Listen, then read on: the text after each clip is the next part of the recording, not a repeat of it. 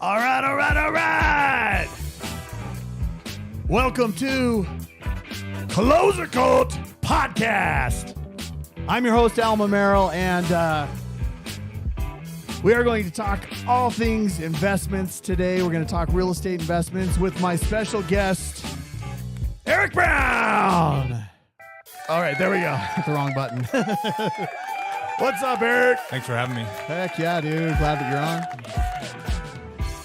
And then also, we're going to talk a little bit about the market today and some of the things that are happening in the market recently. And yeah, dude, I'm excited. Me too. So, all right. Digging this music. You liking this? This is the goods right here. So welcome, dude. Thank you. Appreciate you being on. So, Eric Brown and I used to be at the same real estate company. And we both left at some point. You left earlier than I did. And let me ask you guys this. Have you ever met somebody who came across and you kind of, you kind of doubted that they would ever really actually get over the hump? That is Eric, from my opinion. Like, you know, I've seen a lot of people come and go in the real estate industry. Yeah. And sometimes I'll see people come in and I'm like, that poor person is not going to get over the hump of everything. Right. Yeah. And you've seen them as well, right? Yeah. You were one of those people when I met you. But here's the thing. You got over the hump, and not only that is you have thrived on a really high level. Yeah. And you are learning by leaps and bounds. Is that a fair statement? Yeah. Yeah. I have my seasons for sure. Yeah. What do you mean by your seasons? Well, like, it's like, I spend a lot of time thinking about where I want to go. Yeah. And then it's like, all right, action, let's go. And then I get there and then I'm like, okay, so what's next? So I take a season, think about it, and then more action, you know? And I think a lot of us do that in some ways, but some of us get stuck in a season or we just fade out. Yeah. And for you, what I've seen happen for you in your business is you've maintained a really high level of consistency, of growth. Yeah. Even though has it been easy though for you? No, it's been incredibly hard. And it's funny, like I remember I started in the car business at like, God, I think I was 18. And I remember being on the lot and the sales guys thought the exact same thing. Like, oh, this guy's not going to last. Right. Like, you're going to be gone. Like, quit taking ups, man. You're just burning through these ups.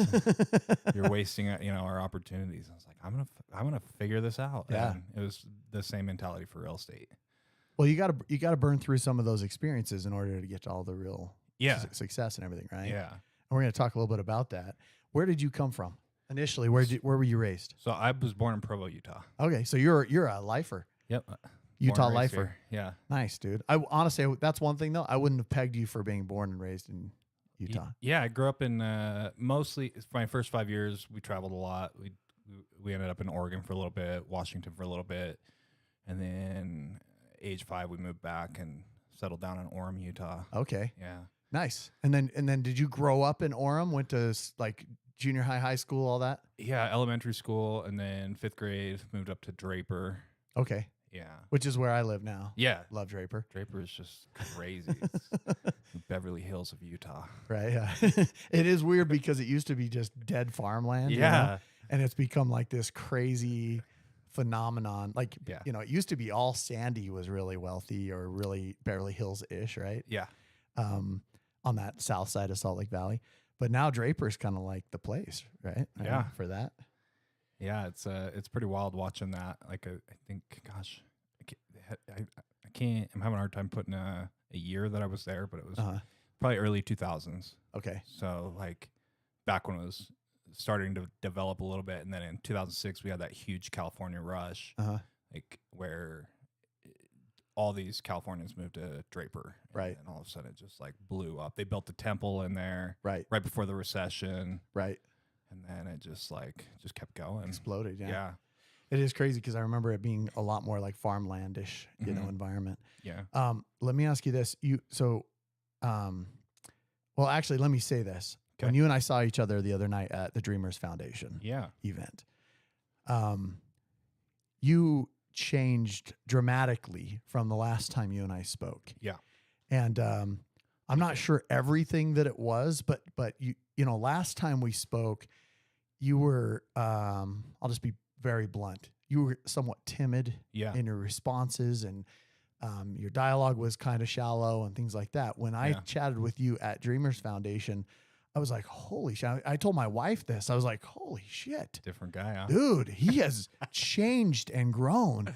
And what was crazy is there was a text from you that, or IM from you on Facebook that Mhm. you and I shared. And you're like, I'm about to blow my shit up Yeah. and I'm about to grow 10x. Yeah. And you've done that. Yeah. In not just you. financially, but also emotionally and mentally and all that too, right? Yeah. Thanks for noticing that. It took me a few tries. It's funny, like driving in here, I was thinking about like this exact thing. I was at the 7-Eleven, just making a quick stop. And I was like, man, like I used to care so much what people would think about me. Right. And I think that's still there. Like sitting here, I'm still like nervous. You're still like, okay, I wonder if this is going to be a good podcast. Yeah. Right? Yeah. But instead of like getting stuck in that, because that's where I would make like in my first, I've been in real estate now 6 years. In March, it'll be 6 years. Nice. And in that first 5 years plus, it was like I would get stuck in that. Oh. And I'd just sit there for months and I couldn't figure out how to get out of it. And then I'd like get out of it for a second and then kind of come back to it. So why was that? I mean, I know you're a huge Tony Robbins fan, right? And what is it that we attach certain meanings to certain things that cause us to stay in these ruts? Or what was it for you? So I think it's a desire for acceptance from people. Okay. And that comes back from my childhood. Crazy story. When I was 2 days old, I was given up for adoption. Really? Yeah. And then a day Dude, later, I had no idea. I That's didn't either crazy. until like 2 years ago. What the Are you kidding me, dude? Dead serious. You didn't know till 2 years ago? Well, maybe it was a little bit longer. It was when I went to Date with Destiny, and if you've been to Date with Destiny, they make I just finished literally yesterday. So they have you do that letter of gratitude towards a person. Like Tony says, like, hey, if you're gonna blame him for all the bad, you got to blame him for all the good. For all the good, yep. So I wrote a letter to my mom, but during that I was dealing with these issues of abandonment. Like my partner at Date with Destiny was like, I need a new partner, and I was feeling abandoned, and so like, wait, so you were feeling abandonment at Date with Destiny because your partner was like, I want to switch up with somebody else. Yeah, weird. It was crazy. It was like, and I knew like I was experiencing. I'm like, I shouldn't feel this way about this. Right. So I write my mom this letter, and I come home, and I'm like bawling my eyes out, reading my mom this letter about like how much I love her and appreciate her, and like all the things that she taught me growing up. And I get done and like, we have this intimate moment. She's like, Eric, I love you, and I was like, Mom, like, hey, I've been dealing with this thing. Do you know what this is? And she was like, she told me the story. Wait, I was like, now what was it that you told her you were dealing with? The abandonment. I said, hey, I've been feeling, I'd had a relationship that it was similar prior to Date with Destiny, and then I went to Date with Destiny. I was dealing with this. This was like really like prevalent. Like it was at the front of what I was dealing with. Right. And so I just asked her, like, hey, do you know why I would feel abandoned? Like, do you know where this comes from? Whoa, dude. Because they make you dig deeper into your past and everything, right? At Date with Destiny. So yeah.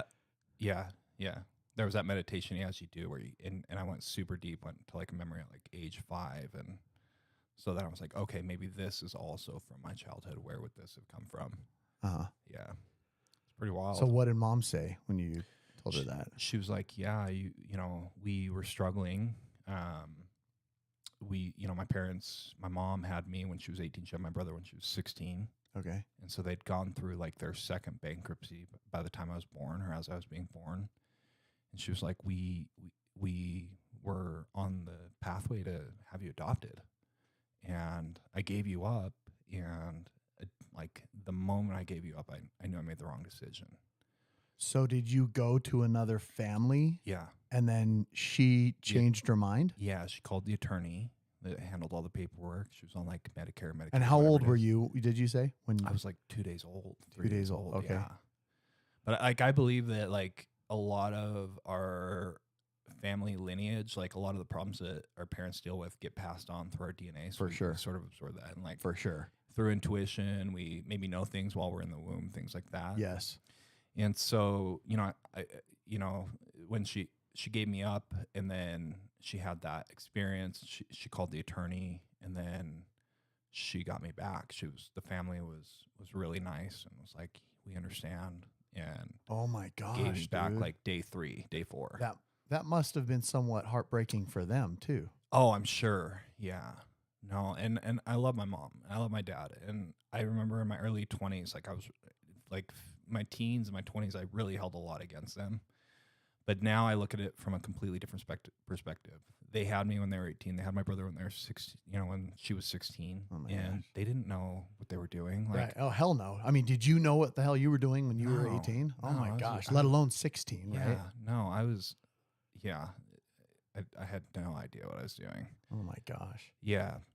So I think that's a lot of where the desire for acceptance comes from for me, is like all the way back to that. And like, I had no idea until a few years ago. This was crazy. Whoa, dude. Yeah. Like that is a monumental story for your existence. Yeah. Yeah. So let me ask you this. How has your life been from that perspective? You stayed with your parents, obviously. So Yeah. I've never heard anybody who was given up for adoption and then taken back. Never. Yeah, it's probably pretty rare. Well, it's got to be, right? Because if I was that family, I don't know that I'd give that kid back. Right. Like we just got this kid. Right. This is we just named, had him, maybe named you. Yeah, they've been prepping for it for probably 9 months. Was your name, do you know, did they name you something else? I should ask my mom. I have no idea. Dude, that would be interesting. Yeah, Huh. I've thought about like trying to figure out who they are. Like, I don't know if there's any chance, but Right. be like, hey, I'm 33 now, and life ended up really good, and thank you so much. And thank you for giving me back to Yeah. my birth parents. Yeah, Holy shit, bro. yeah, That's wild.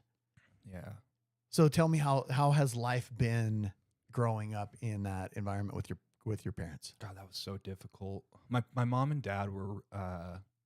We have a great relationship now. Like, I can call my mom and talk to her about anything.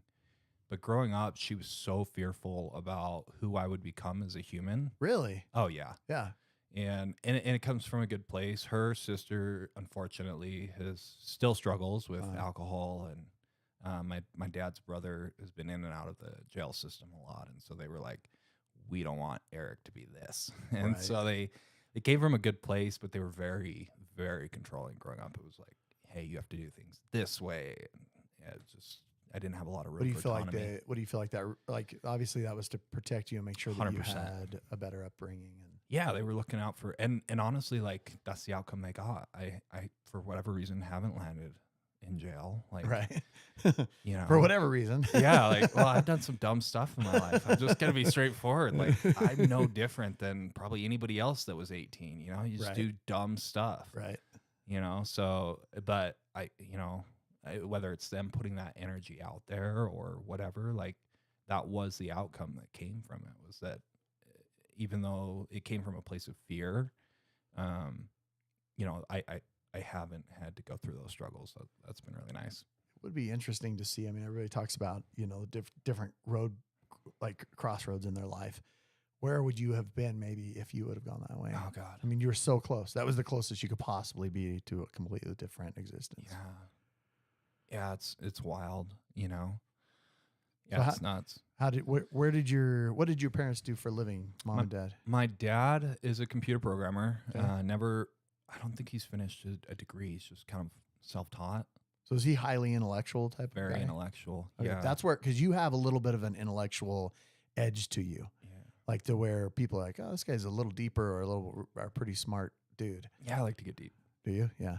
I Yeah. could tell, dude. That conversation we had the other day was really awesome. Yeah, I appreciate you having that conversation with me yeah, because absolutely. I was just like, dude, this guy is so freaking dynamic, and where you've come, and Yeah, when I got that message from you last year, and you and I have never really been very close as far as just like friendship, but yeah. just had good camaraderie, right, back and forth in the industry. Yeah, our paths have just crossed a lot. Yeah. Just- But it's cool. Like when I went back and I looked at that message, and you're like, dude, I'm about to 10x my life. Yeah, I gotta go back and look at that now. What did that mean to you? I was ready for some serious growth. I've struggled.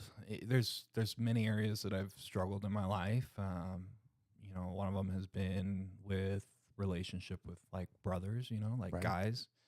Others been dating, and others been, self-care, taking care of myself, meaning going to the gym and eating right, eating consistently, taking care of my house, and then finance, like just getting past some of those hurdles with like getting to the income level that I want to get to. And so, when I look at 10Xing, it's not just the income. It's not just the income. In fact, honestly, like I kind of have like made a request to the universe that like it not be about the income, that like, sure, the 10Xing the income will provide for the things that I'd like to accomplish in life. Yeah. But for the purpose of accomplishing those things. Right. Right. And so 10Xing my self-growth in terms of like making myself a better person or getting to the gym more, eating Isn't better. that more what everything is about? Yeah. Isn't that more about, let's say we do want to have a financially sound existence. Isn't it more about taking care of your mental and emotional state than it is about learning the basics of investing or whatever? Yeah. Yeah, because every day, like any day that I'm not like that, I remember when I first got in the business, it was like, okay, I have to make money. Right. Because that was the position I was in. When you first get into real estate, it's like, if you don't hit the ground running and figure out how to find your first deal, right, like you're probably going to be done. Like you have to get to it. I agree with you there. I think the best people that succeed on the highest level are the ones that burn their boats. Yeah. When you get to that point, you kill all other options. You make a decision, you kill off all other options, you burn your boats, and you move forward in the direction of real estate alone, as opposed to trying to hobbyize the whole process. And, maybe you succeed, maybe you don't, maybe you stay with the company, whatever, at a regular job and incrementally grow. But in reality, the best thing to do is to burn the boats, right? And that's where I found a lot of my suffering has come from, is by, when I first got in the business, it was like, okay, I got to do this many deals. I got to talk to this many people. And those are all great. It's important to have those metrics and to know where you're at with that. Right. And I would hit those numbers and still feel miserable or unfulfilled. And I remember both George and Lindsay saying to me, like, who is George is his broker at this time. Lindsay is kind of the recruiter of the company and one of the trainers. Yeah. And they both hit it hard, like a lot, where it was like, hey, you can't, like, you got to make it about the relationships. You got to make it about helping people. Right. And that was something that was so foreign to me at the time. Because, like, I hate to say this about the car business, but I don't feel like that's, there are some good car dealers out there. Right. But there's a lot that is just about, how can I sell more cars? Well, I mean, that's why real estate agents get a bad rap. Yeah. It's everybody, they rate us lower than car dealers. Yeah. Yeah. Right. Yeah. And so for you, was it, what was because you, having been in the car dealership industry, what was the difference for you coming into the environment of because Everest is an amazing environment. Yeah. I had actually had a shift. I had had an experience where I left a dealership and decided that I was never going to work for anybody ever again, and started a dealership, mostly wholesaling rare diesel trucks at the time. Really? Yeah. That's cool. So you had your own dealership. Mm-hmm. And are you still licensed? No, I have a lot of connections, but I've let my license go. But and that taught me the difference between management and business. Right. Because I was a good manager in the car business. I could do everything from getting the photos taken to getting the property financed and sold, or the car financed and sold. Right. But when I started my dealership, I didn't understand driving and sales. Okay. I didn't understand that. Like, I thought it'd just be like, oh, I'm going to go to this dealership and talk to them about picking up this truck, or I'm going to get on KSL in the morning, our local, Craigslist for those that are not in Utah. Right. I'm going to get on KSL and I'm going to find this deal. And today I'm going to make, $2,000, 6,500. And I learned really quickly, I did this for about 2 years, but I actually didn't learn. This is why I didn't succeed, but I needed to talk to more people. I needed to learn how to drive in the sales, which was really nice because getting into real estate, we were making $24,000 a year doing it, but that's not enough for 2 people to live on because I had a partner at the time. Right. So it was like, That's not even close. to no, being able to not survive. even Yeah. back then. Yeah. Yeah. And so having had that experience was like, okay, now getting into real estate, I've got a chance to make this successful. I'd had a really strong purpose behind it. And so it was like, okay, where am I going to land to make sure that I do this? And I'd actually had a guy that I had worked for his brother, and he was a lender in real estate. And he was like, you have to go to Century 21 because the brokerage here Right. had the systems that he was like, if you're going to make it in this business, you have to start there. Yeah. And that, that office, that's where I just came from. And when I switched over to Real. And just for those of you who don't know that office, if you're a new agent, is the best place to be. Yeah. Because they create an environment for you that is so structured and so motivating that it enables you to grow on a really high level. Yeah. So the reason I left was quite frankly because I felt like I kind of outgrew the environment a little bit. Of course, I was there for almost like 20 years with George, but it was a long outgrow. But that environment was so critical to my growth. And so for you, how important was environment to that mindset and that growth? That was everything. One thing I've learned since I've left there is it's about making sure that you're at a place that's in line with where you're going. Right. And at the time, that was 100% in line with where I was going. I needed, because it's not like, I look at all business owners in all different businesses, they all struggle to find eager people who are ready to work. Right. But real estate is its own beast. Right. It's its own animal. Yeah. So to have, and I remember looking at the numbers just to verify that I'd made the right decision. Like their average agent sold 4 more homes a year than the competition of the big brokers. Right. So it was like they have, at the time they had 500 agents in Utah. And it was like, okay, I've got 500 agents. The average agent there sells 10 homes a year. Which are just staggering numbers. Yeah. Yeah. Yeah. Yeah. In terms of, the competition was 6. Right. Right. So 4 homes at today's numbers, that'd be 40 grand more on average a year. It's a staggering average. It really is. Yeah. Kudos to Century 21. Yeah. For that. 100%. So knowing that, having this guy say like, hey, if you're going to make it, you're really going to need this. Having been in a business that was not as successful as I needed it to be, it was like, this is 100%. Like the environment was key. And right. I really am grateful for that, having that there. And I am too. I'm grateful for that too, because the mentors and the leadership and everything that was there was just key for me. Yeah. Let me ask you this. What caused you to go, okay, it's probably similar to why I left, but what caused you to go, all right, I'm going to go explore. Now you're with the WGR, right? Yeah. WGR network, which I'm kind of there. I affiliate with them as well, even though I'm not directly WGR, but yeah. So tell me about that environment versus, because to me it was, Everest is growth kind of 0 to, if on a scale from 1 to 100, right? Everest is growth 0 to 60, and then from 60 to 100, I have to be in an environment where it's more of business growth strategies, investing strategies, recruiting strategies, team building strategies. Yeah. Was that the same for you? Yeah. So Century 21 has 2 really good models. Okay. Model 1 is the team model, right? You've got Dave Parker's, the people with 30 agents on their team. Right. Austin Kales, Justin Udy, Josh Johnson. Yeah. Yeah. I didn't really see myself going down that path at the time. Okay. And I still don't see myself going down that path. Right. And I don't either, actually. And that's, I tried that. I got up to like 10 agents and then I just couldn't handle the drama. Yeah. And at the time, as I was looking at the numbers, like I had paid like for that year on 23 sales, I had paid like $43,000 out. Right. And I was like, I need to find a way to give some of these lesser dollar value tasks out to somebody else. Right. And not pay so much for them. Yes.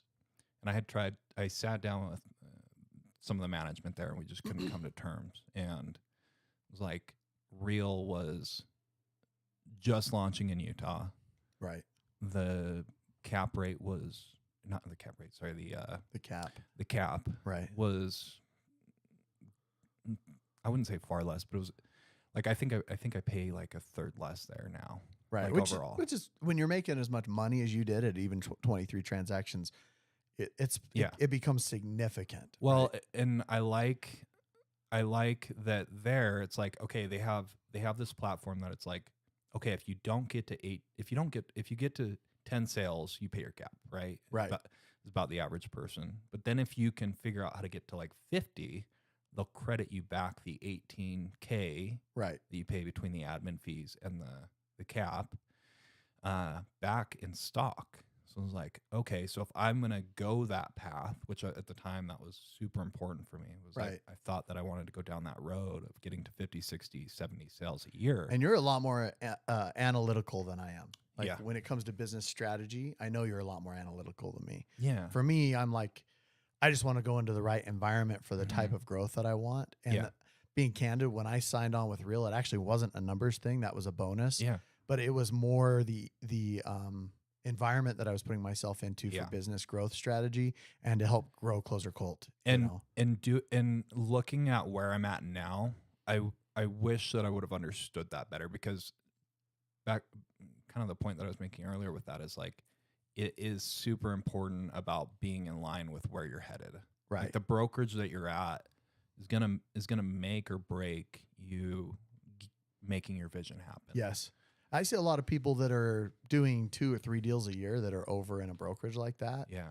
Doesn't make any sense to do that. Unless you're doing 15 to 20, it doesn't make sense to stay long term, Yeah. you know, because then you're spending too much money for not enough money back, or not enough income, you know. Yeah. Because it's crazy because the fees and stuff. But the thing is the trade off for the fees, it becomes, when you make enough money, becomes inconsequential, right? Well, and that was one of the things that I liked about Real was they were this new company. They were highly virtual. Right. I felt like I could maybe be a little bit more independent. And they still are. They're only, what are they? Super, How many people are in Real? Like less than 6,000 Probably. I haven't looked at the numbers. worldwide. Yeah, I looked at them like a week ago or something. The growth is great, but yeah, they're still in like an infancy stage for a company for sure. Yeah, because I got their numbers right here. So not their full numbers, but yeah. So 149 sign up fee, 85.15 split until you pay 12K cap. Then it's 225 per transaction, $500 a year broker fee, and they take it out of your first 2 transactions, so it's only 250. Yeah. And then that's a pretty cool system, and you know, a $12,000 cap is nice. Yeah. Yeah. Yeah. So that's I honestly, I learned all that after I signed up. You're like, hey, wait, how much am I paying Right. per deal? You should probably know this stuff. Because for me, it wasn't, you know, you're way more analytical. For me, it wasn't in the analytics. It was the environment, the motivation to be in an environment with people that are doing amazing things in the same growth kind of strategy as me. You know, I've been in the business almost 20 years, and I want to get from the multi-millions to the hundreds of millions. And these people are going there in this organization, and with the WGR and Colton Lindsay, who I just had on the podcast actually the other day. Yeah. It's freaking sick. For those that I feel like Real's best customer agent is somebody that wants to do a lot of sales and have a lot of people underneath them to do a lot of sales. Right. Because it's kind of an MLM structure as far as your is. growth structure. Yeah. Yeah. Which is funny because I've always called real estate brokerages MLMs. Yeah. Yeah. Because they are, you know, you have the agents and then the managers and then the brokers and then the owners. It is an MLM. But the nice thing about the real structure is it enables you to grow and receive money back. And it also gives you stock benefits. Yeah. It incentivizes anybody that'll do 10 deals to thousands of deals to go there. Right. Because when you get to that next level, they offer you these benefits that they can now pay for because you're bringing in enough money to the company to be able to help you in other areas of your business. Right.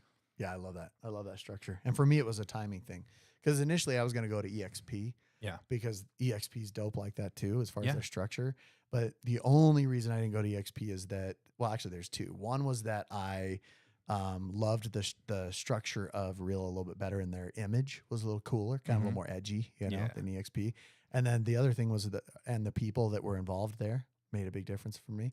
And then the other thing was, I heard a couple instances where some people were somewhat like limited by EXP and what they could do or say in their marketing and branding. Yeah. Whereas Real's a lot more flexible with who you want to be and That your was marketing and stuff like that. That was super important for me. Yeah. Yeah. I wanted to be able to, I mean, obviously stay within the law, but I wanted to be able to figure out ways Express to do. yourself a little bit easier. Because I knew they shut some people down and sent some like a cease and desist letters and stuff for their online like YouTube content, stuff like that. Well, and It's like their personality, like funny story. Like I'm out prospecting at Century 21. I'm in the bullpen or whatever where all the people gather to prospect. Yeah, in the right? in the prospecting The pit. cubicles. Yeah, Yeah. the pit, yeah. And I like got a little frustrated after a first sell by owner phone call, and I was like, "F." Can I swear on this?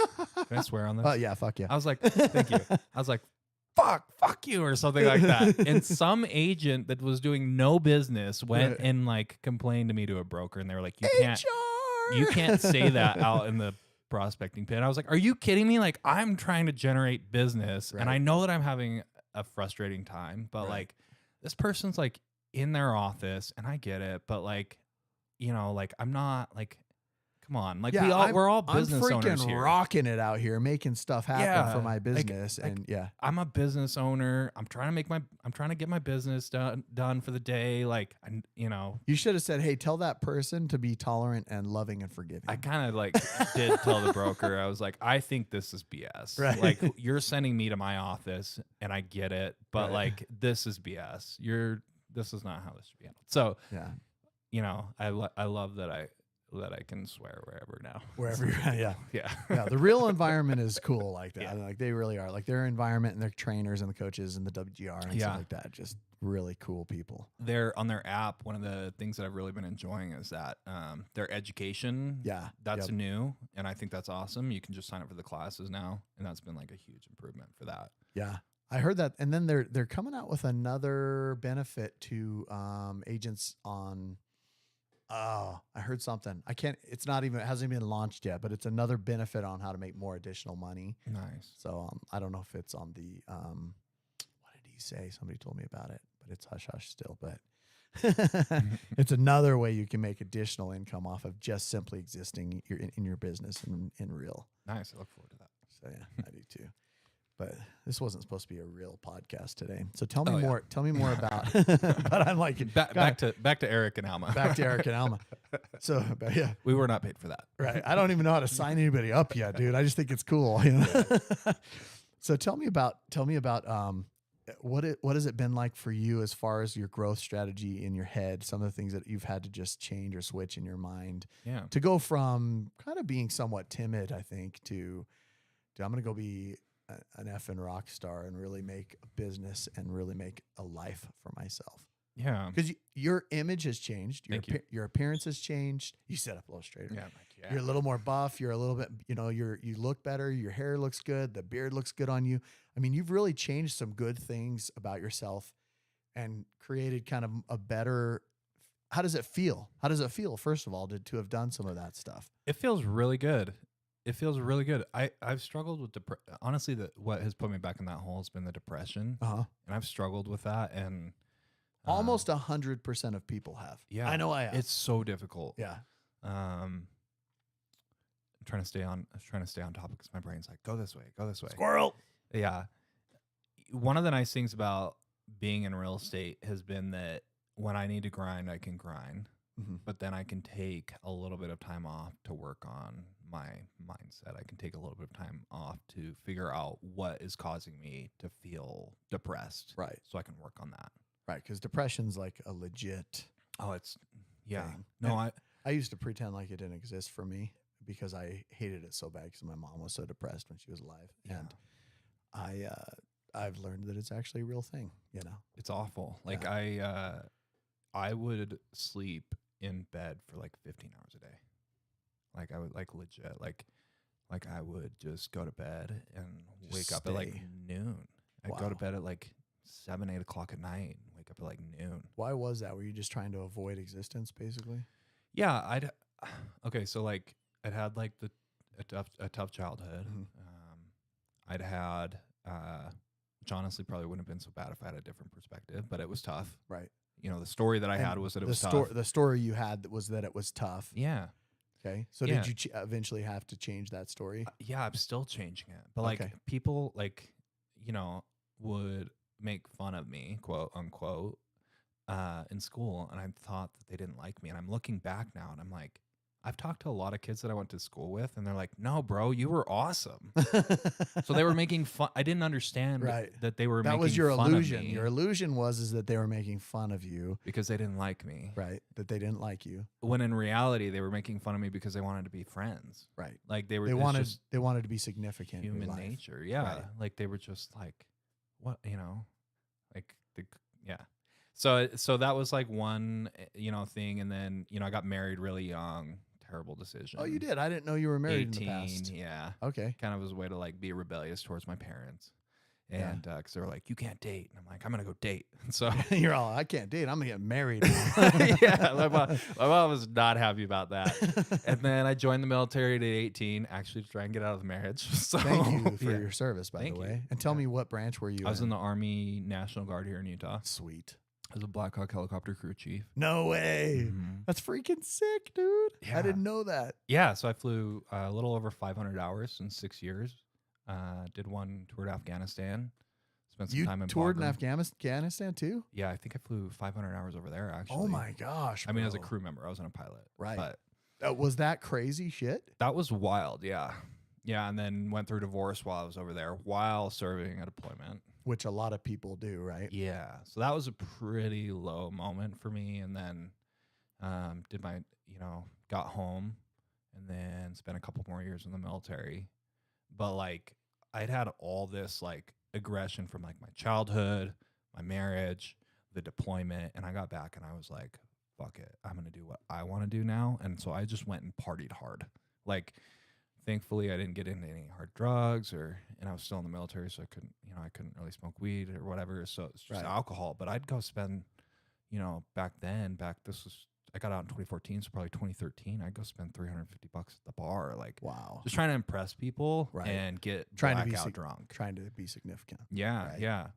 And so I did that for a few years until, I was out of the military, and one day I had a wake up call. Like I just felt like I was being a shitty person. And really what it was is I think my soul was like, dude, I'm not happy. Like this sucks. And it kind of spoke to me, whatever that is, that it spoke to me and was like, you're on a path that like you feel like you're in hell, and you are not created to feel this way. Right. You need to make a change and figure out how to get on a path that will make you feel better about yourself. Right.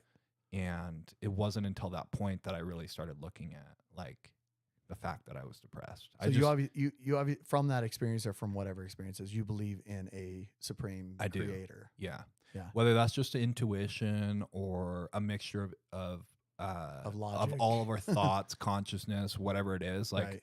there's something that speaks to us, and there's, I don't define good and evil how like the world, I would say, would define like how like certain systems like the government or Right, or like religion religious systems, would right. define good or evil, but I do believe that there's positive and negative thoughts. I remember being at Tony Robbins and having a moment where I realized like I felt like the pathway that Christ was talking about, the short and narrow pathway, is actually a positive pathway. It's a pathway where you have a positive perspective even when you're struggling. So it's not a guilt-driven thing. Yeah, it's a let go of the control road. It's like you learn how to have a positive perspective and just be happy even if you're going through something hard. Right.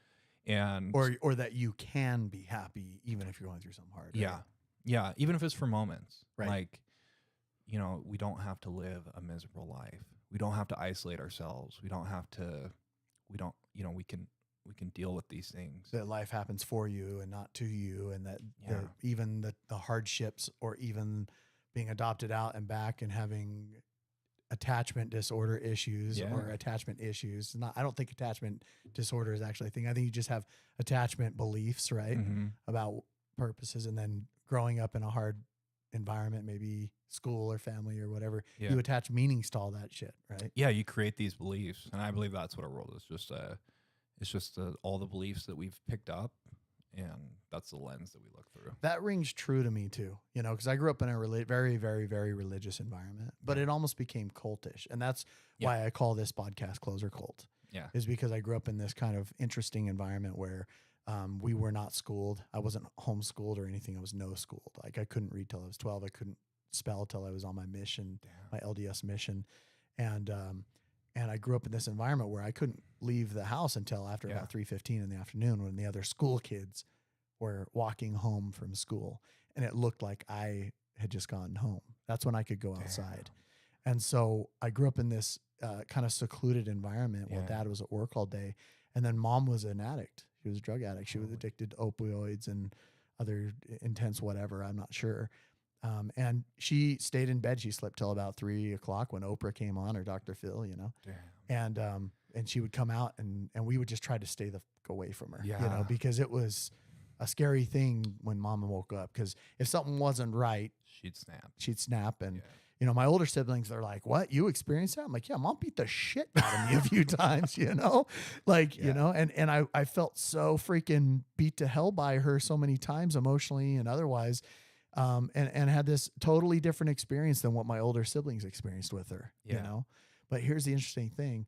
As I've understood really what her perception of life was versus mine, as I've learned some of the hardships that she went through as a mom of 8 freaking children, and then the disease that she was going through, now my understanding is that she loved me, but she just didn't know how to do any better than she did. She was doing the best as she could. Yeah. I had a good mentor in the last few years basically tell me, look, your parents are who they are, and you know, you got to quit trying to get them to accept you and you got to quit caring about what they think about what you do.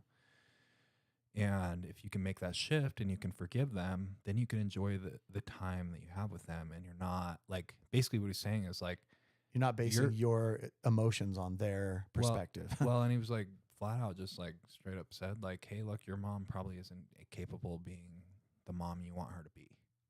And the moment you accept that and just let it go and forgive her, that's when you get to decide how much time you want to spend with your mom or dad. Right. And then you get to enjoy the time that you're spending with them because you're no longer trying to gain their acceptance. You're not trying looking to for this thing that they can't attach give you to some outcome that they can't provide. Yeah, because they just don't know how. They weren't taught how to do it. They didn't pick it up.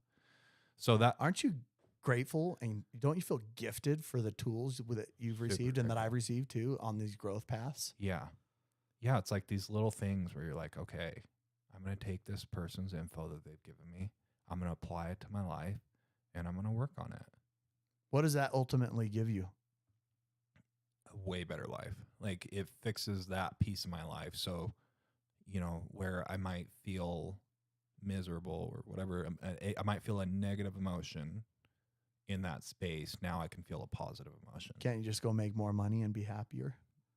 I would say that's a very dangerous road.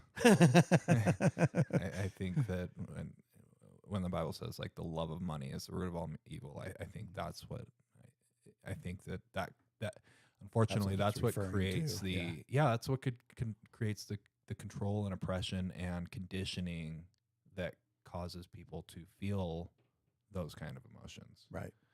So it's like the money will come. I've always been able to pay my rent, my mortgage, whatever. Right. Even when or if I had I moved back in with my parents for 9 months before I started real estate. Like, always had a roof over my head. I've always had food. Yes. Like I've had to learn that I don't need to worry about those things. I just put my plan out there and work towards it. Yes. But I don't need to worry about the money. Yeah. The money always will come to provide for the purpose that I have in this world. It's not about the how, right? It's about if you can find your why Yeah. and your what, then the how will explain itself, right? Yeah.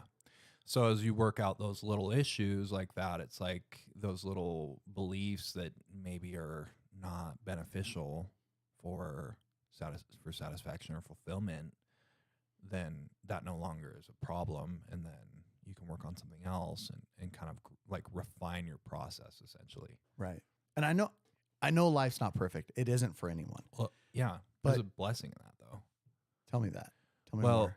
perfection is so limiting. Like perfection is this thing of like, hey, I'm trying to attain this, Dude, and I once just I got get that, goosebumps when you just said that. When you Yeah. said perfection is so limiting. it is. Yeah, if you're looking at a task, if you're looking at a standard of perfection, what happens when you hit that standard? You no longer can grow. So I actually appreciate that we can't achieve perfection because it leaves room for unlimited growth. It means that we can always do better, and that means that we can always grow into better and develop into better. There's always somewhere else to go Yeah. if you're not perfect. Yeah. Dude, I love that. Where are you going next? What are your plans? What are your goals? Now that you've kind of you really have tapped into some of those emotional Yeah. guides, right? You've tapped in some of those emotional. You've created some emotional talents. So, what's your next step, or what are your goals for this next year, as far as growth and accountability and opportunity and things like that? Yeah. Thank you. One of my favorite areas that I'm working on right now is because it's been a weakness for me. My relationship with other guys, brothers, essentially. Okay. And so that has been something that I've been digging into hard Yeah. right now because I feel like that issue has made Why has that been hard? my dad was not, he didn't understand how to connect with us as kids. Okay. So Okay. we didn't play football, we didn't do things. Like he had to work really hard. So it was like he'd work and then he had his own issues that he needed to deal with it. So His own instead of deep, whatever. Yeah, so instead of hanging out with us, he was living in his own hell, you know, and so he was absent in that. He was absent in that sense. He just didn't know how to. He didn't know how to connect with us boys, you know. Me and my brother. I have a sister too, but me and my brother, he just didn't know how to connect with On us a masculine level. Yeah. Okay. My mom, I bonded with well. So growing up, like maybe that was part of why I struggled with other guys growing up, but Yeah.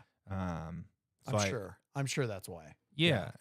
So then, you know, that led to the marriage because just, you know, there was an energy similar to my mother's, you know, this like new energy that felt great. But there's been like a pattern of that with my dating where I've had some good relationships, which has been awesome. But I've also had a lot that have been like, this is not healthy. Mm-hmm. So, you know, thinking about it and really spending time just like. Do you feel like that's because the line between masculine and feminine in your life was so blurred? I think that's a huge part of it for sure. You know, I think masculine.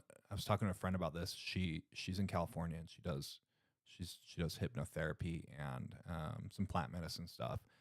I feel like there's a big calling for guys to get back with guys, girls to get back with girls. Right. You know, feminine energy with feminine energy, masculine energy with masculine energy. Right. Because it keeps the energy strong. It keeps it stable. Yeah. Right. And you know, I was listening to my buddy's my buddy who's gay. He's had a podcast, or he went on this podcast. He was telling his life story, and he's like, I am masculine. Yeah. My partner is feminine. And he said, I love my masculinity. Yeah. And, you know, Tony Robbins talks about polarity. Like in order to have a really great relationship, you have to have polarity. Yeah. There has to, even if in a homosexual relationship versus heterosexual, you still have to have the polarity of masculine versus feminine. Yeah. That's why oftentimes, and I have some other friends that are gay that they've had, they are the masculine one and they have another masculine partner and it doesn't work out. They always break up. Yeah. Whereas if there's a masculine and a feminine partner, they can have a much better opportunity at a relationship. So the same idea works out as well in a heterosexual relationship where you have strong masculine, strong feminine. The polarity of the relationship helps it work better, right? Yeah. So do you feel like you struggled with that a little bit based on the fact that you kind of really didn't have a good connection between, you know, your relationship with your dad, or a good idea of what masculine versus feminine? Yeah. And also that my mom was a dominant mom. Like she was she would lead that relationship, or she would lead the household, which I'm not 'Cause saying she there's had anything to- wrong with that. She had to take up slack, right? She did, yeah. Like she had to. Well, and she was living in a place of fear, so she was in her masculine energy Right. to protect herself. Right. And so And ultimately to protect you guys too. and right? us, yeah, 100%, yeah, yeah. I don't think my mom would say it was to protect herself. I'd say it was to protect us. Is Right. what she'd say. Yeah.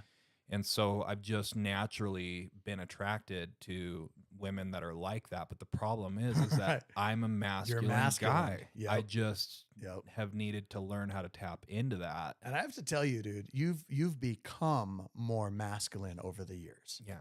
You know, you've become a stronger force to be reckoned with. Like Yeah. that conversation, I'm not kidding you, man. I have a pretty good dial on people when I have conversations. That conversation you and I have left me thinking about it afterwards and talking about it afterwards with my wife, because you have so dynamically increased your levels of communication, masculinity, all of those things. It's palatable. If that, how do you say that word? Thank you. Palatable. Palatable. Palatable. Palatable. Palatable. It like is so powerful, dude, to see somebody change on such a high level and grow so much. And it was so fun. I didn't even see that I am from you that said I'm going to 10x my life until today. Oh, that was because I sent that right after that. That was like a year ago. Dude. Oh, yeah. Like I'm looking at this and I'm like, dude, this was a freaking year. You said, I said, this is 2021 December. I said, fantastic. How have you been? Sounds like you have really been refining yourself and your life. You're becoming quite the powerhouse. Well done, brother. Keep it up. And you said, dude, I have been so good. I'm about to 10x my life. Yeah. So I was in Costa Rica and I was like doing a shit ton of planning when I said now that you say that. Yeah. So I was like, on okay. fire. I remember when I saw you in Costa Rica on Facebook. Yeah. Yeah. Yeah. Now I remember that. Yeah. Yeah. I was basically like, all right, what are the areas that I need to work on? What are we going to work on this year? I like that, like reading Napoleon Hill when he talked about Ford or these other guys, they take 3 months off and go like into the woods and just plan their life out. It's kind of what I was doing. So can anyone do that? I mean, anybody can improve their life, right? And I'm a big believer anyone can do anything that they want, but not everybody will. Yeah. And I guess that's a dumb question. Can anyone do it? Because they're not you. It's just about the belief. I personally, this year, I don't know that I want to do 3-month vacations at a time right now. Right. It's really tough. Well, and it's going to be a different environment here pretty quick for all of us. It is. Like, and it's just like a lot of these big team leaders have talked to people like Spring Benson, or she's the one that comes to mind because I asked her this when I was going to Costa Rica. And I said, hey, how do I keep my business going while I'm gone? Right. And she's like, if you're gone for too long, your business is going to at some point just dissipate. And I did experience that. Even though I had showing agents, even though I'd set up these systems, It's still not you, right? it's not. And so she said, like, you have to get to a place where you can then put a manager in charge that is able to keep the culture going. Where did this chick come from, man? Like Spring is so dynamic in her business growth strategies. I can't wait to have her on this freaking podcast. Should be a great and one for ask this. her some in-depth questions about her existence. Yeah. Yeah. Dude, thank you so much, man. Anything else you want to add? If I'm a new agent, I come into the business and I have the highest hopes ever. I want to build incredible business. What would you tell them to do first? Damn, that's a good question. I